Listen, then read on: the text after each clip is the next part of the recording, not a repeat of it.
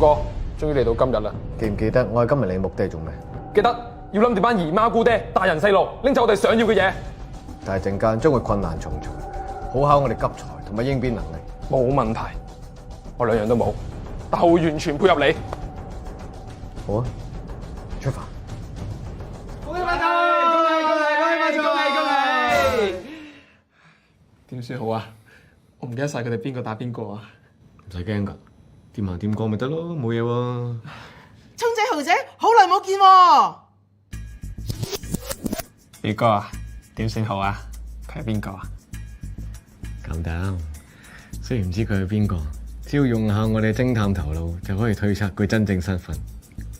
佢有住一把烏黑嘅秀髮，雖然我哋有三步之遙，但我都已經聞到佢身上傳嚟嘅陣陣鹹魚香。我咁肯定，佢一定係我哋嘅親戚。咁即係點？即係我都唔知。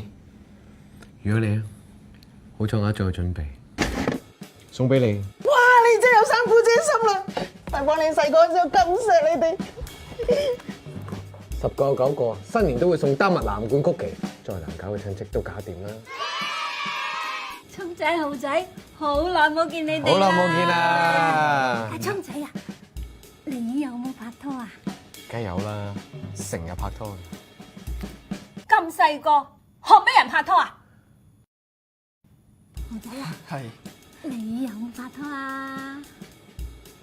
冇，我至憎人拍拖噶啦。你啊，幾廿歲人，女朋友都冇一個，第日冇人要你噶啦！你揾幾錢個月啊？有冇碩士學位啊？咁唔似張繼聰嘅。但可惜唔係你咧，買車嚟㗎哇！你就好似蠟筆小新買樓啊！咧。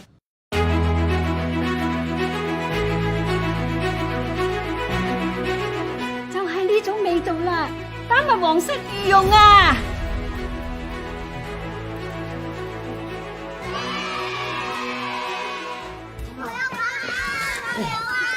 我冇玩好多年㗎啦，攬阿婆隻腳啦！我想開嘢，算啦表弟，我諗呢個時候要有一個人犧牲。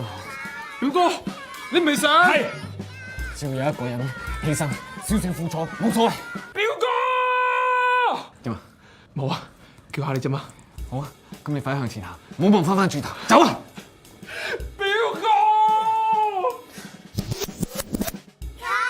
等陣。年青人咁就啱啦，真係唔係下講錢噶嘛，100%純牛油製咗曲奇。喂，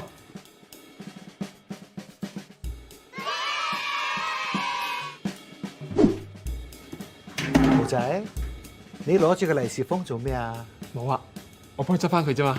利是封嚟㗎咋？利是一早派晒啦，利是一早派晒啦，利是一早派晒啦，利是一早派晒啦。呢個罐啊，跟咗我好耐㗎啦，入邊都係我哋一直以嚟新年影嘅相。得閒多啲翻嚟陪下阿爺啊！阿爺帶你去食好嘢啊！多謝先，呢個先係你個孫。阿爺，哦，計我話咧，最緊要係一家人齊齊整整，有好嘢食就足夠㗎啦。都啱，但係呢個先係你個孫嚟。阿爺，我哋而家即刻買你最中意食嘅丹麥藍罐曲奇俾你啊！傻仔嚟㗎！